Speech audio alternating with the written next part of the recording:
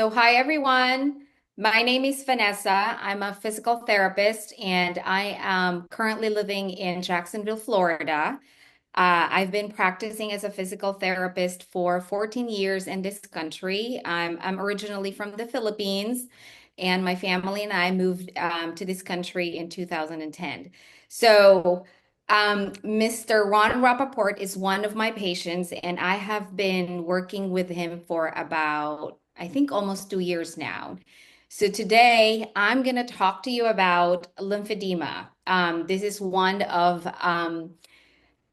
the cases that I work with at Baptist Outpatient Physical Therapy. I mainly work with cancer patients, and I cater a lot of lymphedema patients for the last 4 years. So let's go ahead. And I prepared a very short presentation regarding lymphedema. And then let's see.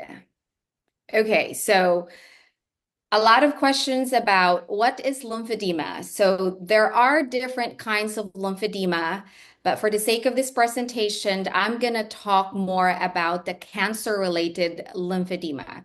So in general, as you can see in the slide, lymphedema is a chronic condition affecting at least 5 million Americans. This is a little bit of an outdated slide, so I'm not sure how many millions of Americans as of this year are affected by lymphedema. It may develop initially following surgery, or it could be, I would say, after a couple years after surgery, or after a couple years after completing radiation or chemotherapy or anything like that. It could be primary or secondary lymphedema. And then lymphedema is an abnormal accumulation of fluid in trunk and arm following lumpectomy with axillary dissection or a mastectomy or any treatment such as radiation that damages the lymphatic system. It affects 16 to 39% of breast cancer patients. So to sum it up, and like I said, I mainly work with breast cancers. I mainly work with cancer-related lymphedemas. Mr. Ron came to see me about almost 2 years ago after his second diagnosis of cancer.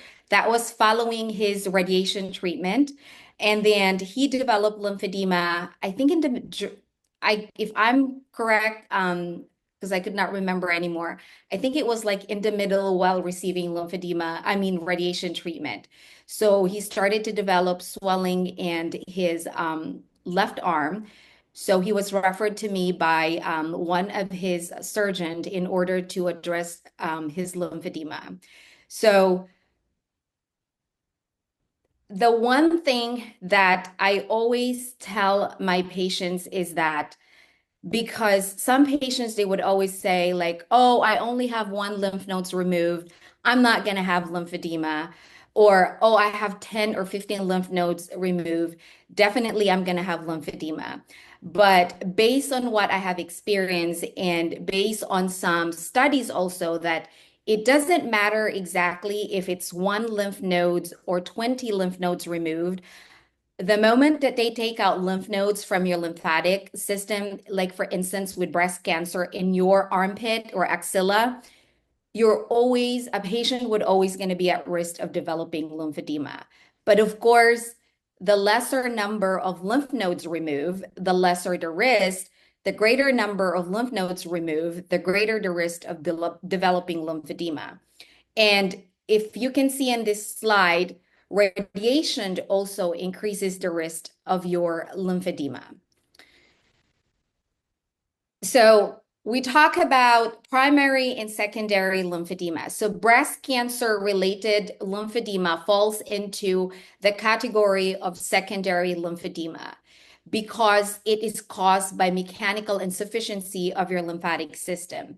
So what it means exactly is that think about your armpit or your axillary lymph nodes has been removed.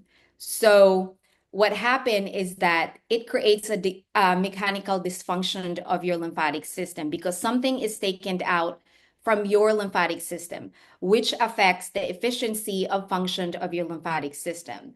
So what happened when you have lymph nodes removal is that, for instance, if it's your left axilla, that left axilla, all the fluids, lymphatic fluids from your left arm, left trunk, will drain into the axillary lymph nodes. So over time, the lymphatic fluid could no longer drain on those lymph nodes. So you would start to accumulate fluids in your arm, in your left arm, in your left breast, and in your left trunk.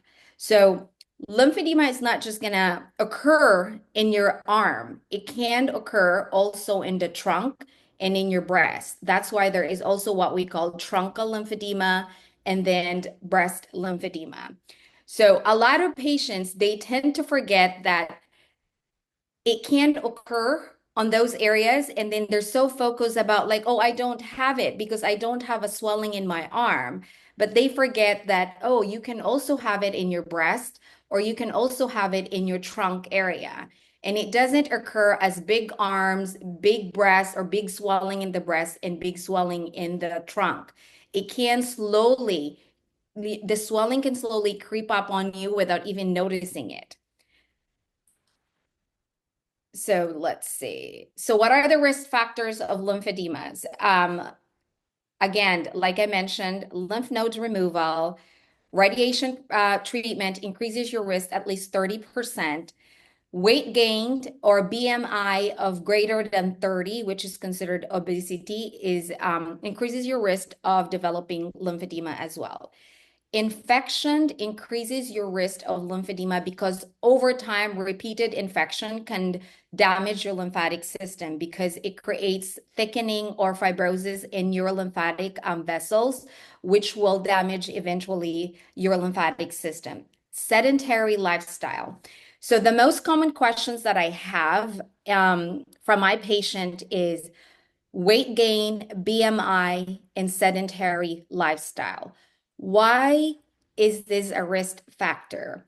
So, if a patient is obese or if you gain weight, if you gained weight, what happened is that you accumulate fats in your lymphatic system, and then whatever damage that the fat accumulation can cause or cost in your lymphatic system is not reversible. So it is a permanent damage. So over time, you will start to damage your lymphatic system as well. Sedentary lifestyle. I always Mr. Rond is a very good example of not practicing sedentary lifestyle. And I have to say, I really admire his dedication in maintaining his weight, exercising, and choosing healthy options when it comes to food. Because I spend so much time with my patient educating them why his lifestyle has something to do with it. Because a lot of times, again, going back to lymphedema is a chronic problem and it's a chronic disease. And I always tell my patient that you you need to start incorporating little changes into your lifestyle that would positively impact over time when it comes to your lymphedema. For instance, exercises is very important because muscle pumping it helps move fluid in your lymphatic system. In addition, diet is very important as well because salty food retains fluid in our body. So if you eat salty food, you are retaining more fluid in your body. Um, are you hydrating yourself? Why is it water or proper hydration is very important? Because if you are hydrating yourself, you are flushing all those toxins from your lymphatic system. And it's very important to keep our body cleaned. Are you eating red meat? Are you drinking caffeine or alcoholic beverages? So, red meat is very, very rich in protein. And unfortunately, the protein in red meat it takes a little bit longer for our body to digest that. It takes about, if I'm not mistaken, 2 to 5 days. Now, The kind of lymphedema that a patient developed after having lymph nodes removal is what we call protein-rich lymphedema. It's called protein-rich lymphedema because our lymphatic system carries it's carries lymphatic fluid that is very, very rich in protein.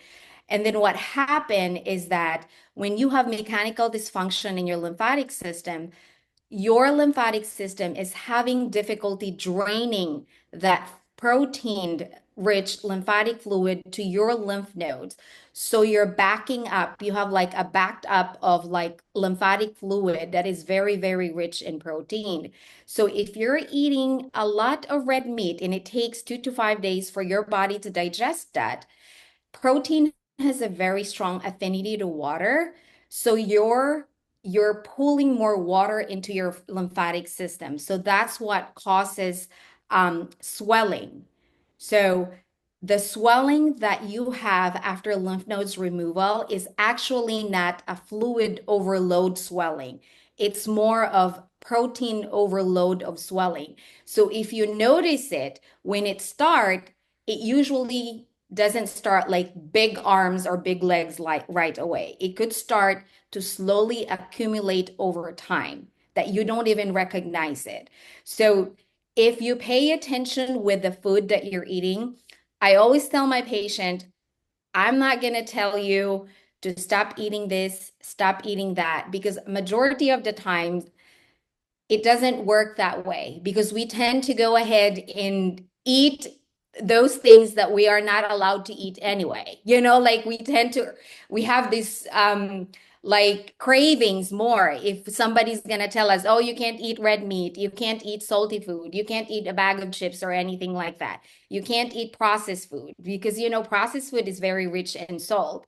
So however, I always tell my patient, like Mr. Ron is very good at this. Like sometimes when he comes to see me, my arm was swollen last night, or when I woke up this morning, it was swollen. So I always ask him, what did you have last night? What did you have 2 to 3 days ago? What did you eat?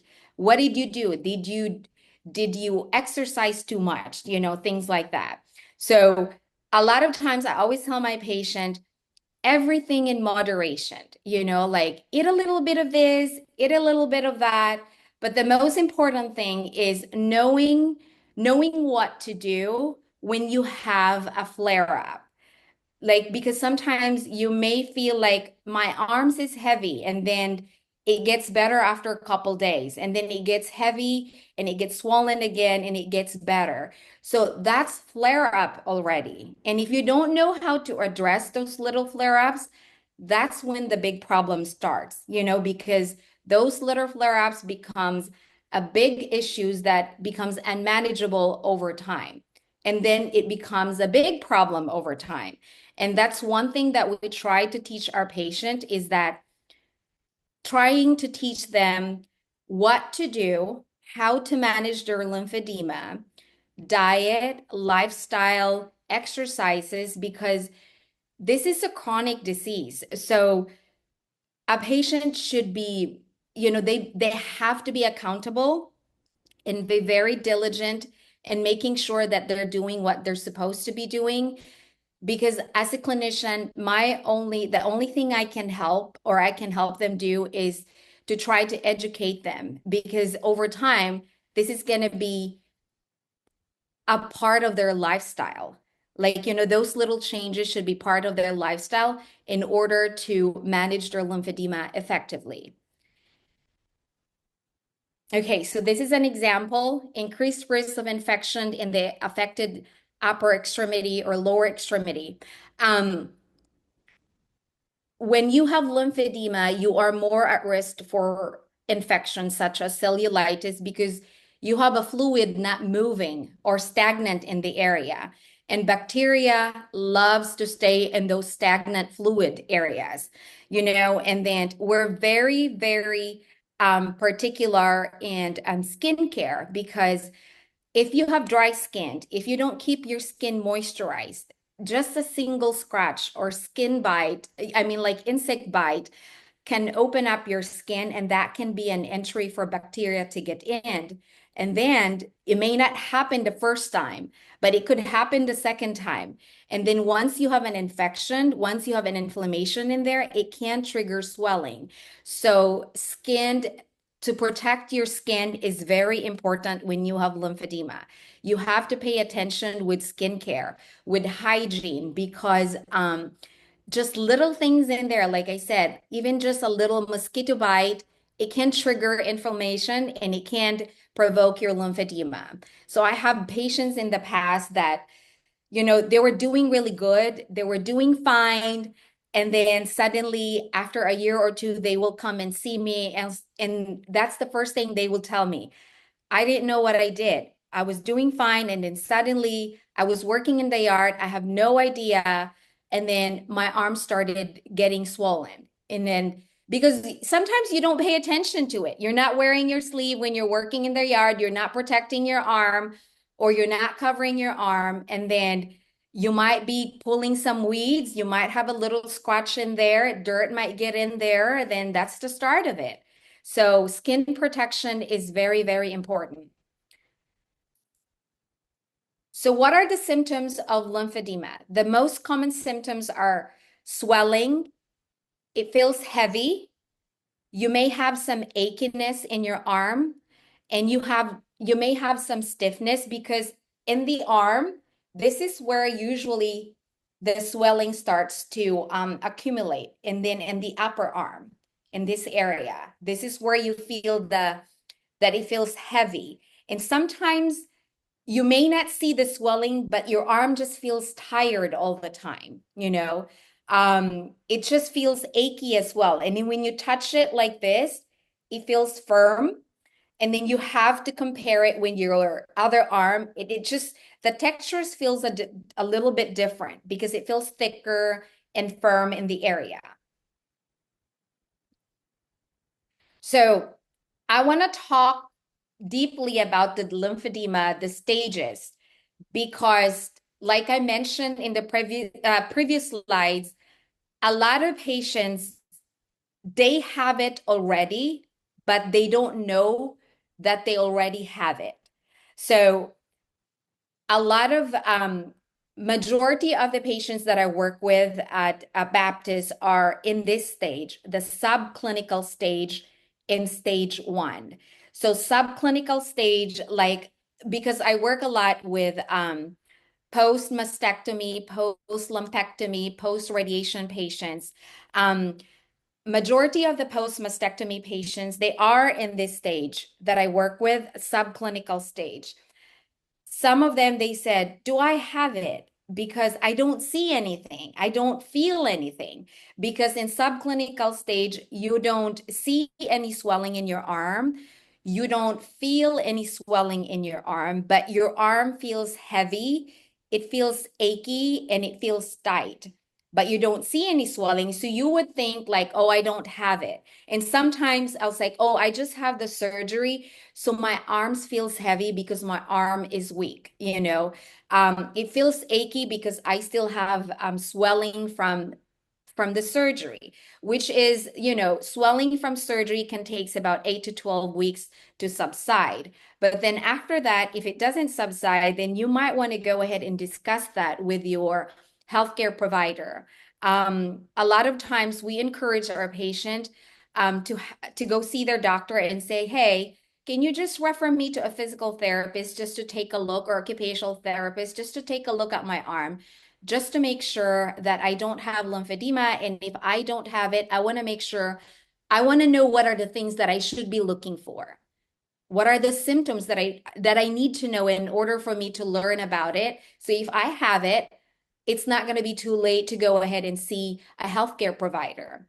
So again, subclinical stage, you don't see it, you don't feel it, but your arm feels heavy. It could be achy, it could be tight. Does it necessarily that you have all the symptoms? No, it could be just my arm just feels heavy. Then talk to your healthcare provider about it. Like, my arm feels heavy and I don't know why. Okay. So stage 1, visible swelling. So with stage 1, you can see the swelling, you can feel the swelling. And on top of that, your arm feels heavy. It could be achy. It feels tight.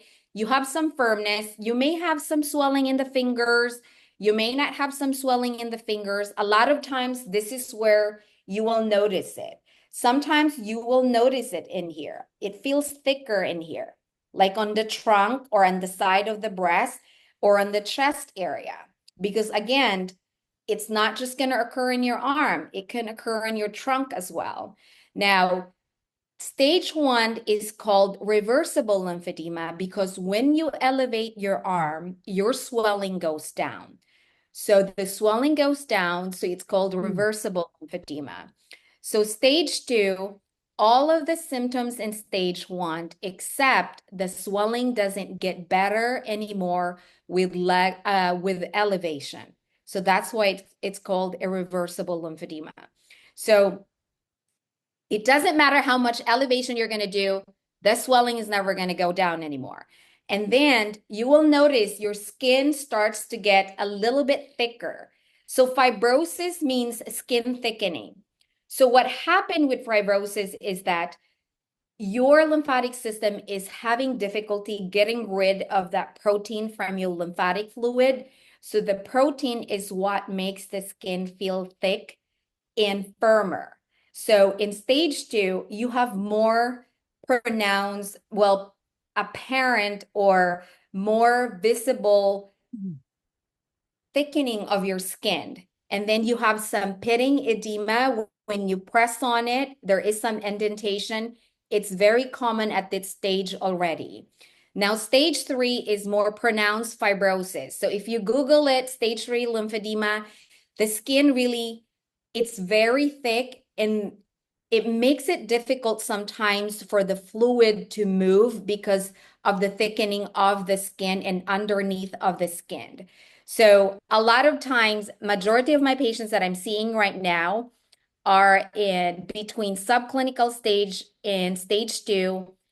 I have a little bit of stage three, but this is where a lot of it that I see at Baptist. So like I said earlier, this is some ways that we can help prevent lymphedema. Skincare, prevention, diet, exercise, hydration, maintaining a healthy weight. Hydration, I always tell my patient, drink water. How much water should you be drinking? Half your body weight in ounces. But of course, you have to be very careful also in drinking too much water because you don't want to flush the electrolytes in your body. So this is something that you can talk to your healthcare provider as well on what ways you can go ahead, incorporate fluid into, like, how can, I always have, let me rephrase that. This is how I tell my patient when it comes to hydration. If you're 100 pounds, so you have to be drinking 50 ounces of water. So I always tell them there is those hydration powder. So drink a glasses of that, and then the rest of it should be water. Caffeine,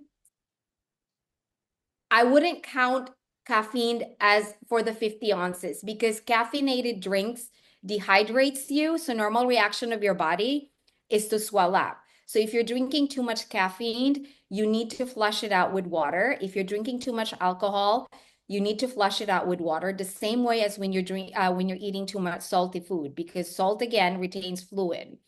So diet, this is beyond my expertise, but like I mentioned earlier, pay attention to the salt, protein, processed food that you're eating. It would be beneficial if there are, like, if you want in-depth information about lymphedema diet, it would probably be beneficial for your healthcare provider to refer you to a dietitian, or you can research about it as well. I usually, when I talk to my patient about it, and some of my patient, they need more information, more than I can provide, I usually encourage them, or I reach out to their healthcare or to their referring physician if I can refer them or if we can get a referral to a dietitian, because we have Baptist MD Anderson, they have dietitians. So I usually ask for a referral for them to get referred to a dietitian so they can get more information or additional information that I cannot provide regarding diet. Because a lot of times also, like especially after mastectomy, they usually, because protein is necessary as well for healing, but of course, there are other sources of protein that are easily digestible. So I don't have in-depth information about it. So I would rather refer them to a healthcare provider that has more knowledge and information about the matter. Okay, so treatment, education, prevention, decongestive therapy, compression wrapping, and exercise. So education and prevention, I have discussed already. In the previous slide, like I said, I spend so much time with my patient when they come and see me about education and prevention. What are the things that they can help to help prevent lymphedema? What are the education that we should or I should be telling them in order for them to manage their lymphedema effectively? Like I mentioned, diet, healthy lifestyle, and things like that. Skincare precautions, I mentioned keeping your skin moisturized, protect your skin if you're going to be doing yard work, wear sleeves as much as possible because repetitive movement for more than 1 hour, you will notice at the end of the day, your arm is going to be swollen. Mr. Ron swims a lot. So I always, he's pretty good in wearing compression sleeve. So he's actually, we started, I think a couple months ago, I was like, are you up to wearing a compression sleeve when swimming? And he said, do you think it would benefit me? It's like, yeah, let's try it. And then he started wearing compression sleeve 30 to 40. I reached out to his physician and see if we can have him wear a compression sleeve 30 to 40 millimeter mercury. That's actually a compression that we typically recommend for the legs. But then we use a little bit softer fabric for his sleeve. And then I use a compression of 30 to 40, and he's wearing it when he's swimming, and his arm is amazing. Like he really made such a great progress. He exercised regularly. He uses his sleeve when he's doing yard work, anything repetitive. So his arm is really, if I'm not a physical therapist and I see his arm without the sleeve, it looks pretty normal. It's pretty comparable to his other arms. So he's come a long way. So you're gonna, and he would tell me, like, you know what? I went to the gym and I took out my compression, and one of the guys told me, it's like, oh, your arm looks pretty good. Because when he started, it was he has pitting edema. The fibrosis was so bad. So he came, it was, he made a significant progress. So, yeah. So decongestive therapy and compression wrapping. What is decongestive therapy? So decongestive therapy comprise of manual lymphatic drainage. So a lot of people would term it as massage, but it's a different kind of massage because it's a manual lymphatic drainage specific for lymphedema. So what are what is the purpose of manual lymphatic drainage? A lot of people would think, a lot of patients would think, oh, just give me a massage to move the fluid. So the purpose of manual lymphatic drainage is not to move the fluid, but of course, because we're doing massage or lymphatic drainage, we're also moving the fluid, but at the same time, the main purpose of it is to create a pathway for your lymphatic fluid to drain somewhere else instead of draining to that specific regional lymph nodes that's already been compromised. So, to explain it carefully, for instance, if you have lymph nodes removal in your right armpit, and then if you have radiation, so the lymph nodes in that right armpit is already overload or compromised because you have removed some lymph nodes plus the radiation. We don't know what radiation did to your remaining healthy lymph nodes in there. So that lymph nodes in the right armpit is not, they're not functioning really well anymore, or they're not functioning efficiently anymore.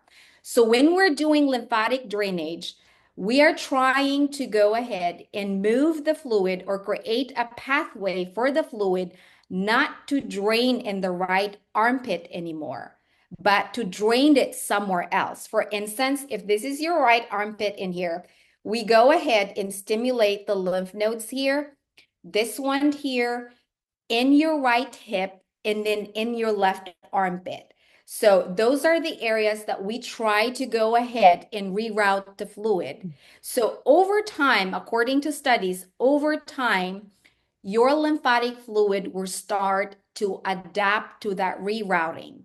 The question is, how long does it take? There's really no specific answer to that. So what I typically do in my with my patient, because they would always ask me, when am I gonna stop using the compression? So I always tell them, when your arm is stable. So say for example, with Mr. Ron, when he started seeing me 2 years ago, he was wrapping his arm with bandages, 4 layers of bandages on the arm for about 20 to 20 hours a day. He's only taking it off when bathing or showering or when doing exercises or anything like that. 20 to 20 hours a day. We were doing that until he had his surgery. And then after his surgery, he was doing it again, wrapping it with bandages for 20 to 20 hours a day until we get to that time where his volume was stable. So when does it get stable? When his numbers of his volume is staying at that, not going up significantly, and it's just keep trending down. So we have this score that we call the LDIC score that his doctor or some doctors use to go ahead and take a look. Those numbers, if they're usually the numbers, if 10 or above, you're considered to have lymphedema. So we want it 10 and below.